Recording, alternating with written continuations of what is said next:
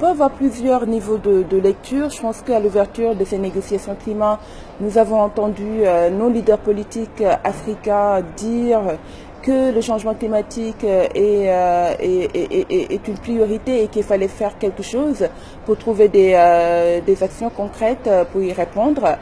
Je pense que les leaders ont compris qu'aujourd'hui, on ne peut pas parler de développement sans inclure le changement climatique et ça a été reflété également dans leur discours. Ils ont parlé de la nécessité de réduire le changement climatique sous une trajectoire de 1,5 degré, donc qui est la position des ONG africaines et particulièrement du réseau climat et développement.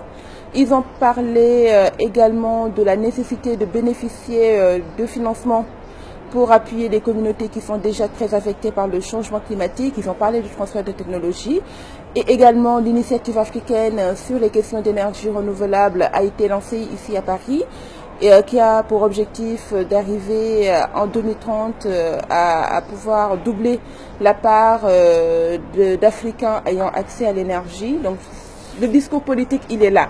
Maintenant, il faut aller au-delà du discours politique et les traduire en actes. Je pense que c'est là où ça devient un peu plus compliqué. Et comme on le sait, les négociations sont très compliquées, très longues et très dures. Et il faudrait que nos leaders politiques également puissent appuyer les négociateurs africains jusqu'à la fin pour que nos attentes et nos priorités soient reflétées à la fin de l'accord. Donc, c'est bien.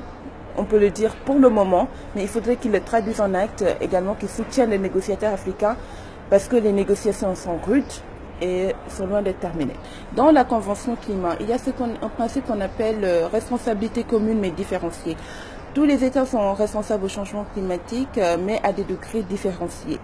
Et également dans la Convention climat, il a été dit que les pays qui sont historiquement responsables du changement climatique doivent aider les pays qui ne le sont pas à pouvoir y faire face. Et ça coûte excessivement cher.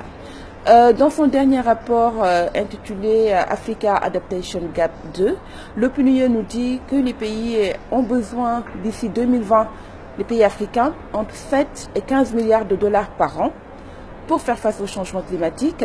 Maintenant, est-ce que vous croyez que nos budgets peuvent le supporter? Je ne le crois pas, parce qu'il y a d'autres enjeux de lutte contre la pauvreté, d'éducation et de santé. Donc, on ne peut pas tout mettre sur le changement climatique.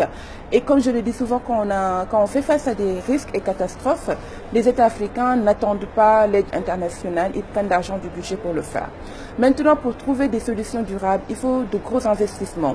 Et c'est pour cela que les Africains disent maintenant, il nous faut arriver à un niveau où on pourrait bénéficier de ces gros financements pour pouvoir faire des projets d'envergure qui pourront aider les communautés à cohabiter avec ce changement climatique-là. Donc, il faut savoir que l'Afrique ne tend pas la main, hein, que ce sont des promesses qui ont été prises par les pays développés. Et ces engagements n'ont jamais été respectés. C'est pour cela que chaque année, on le rappelle, que vous avez pris des engagements et que vous ne les avez pas respectés et il faudrait qu'on y arrive. Donc tant que les pays développés n'ont pas respecté les engagements, les Africains ne vont pas se taire et vont continuer à réclamer ces financements qu'ils nous doivent.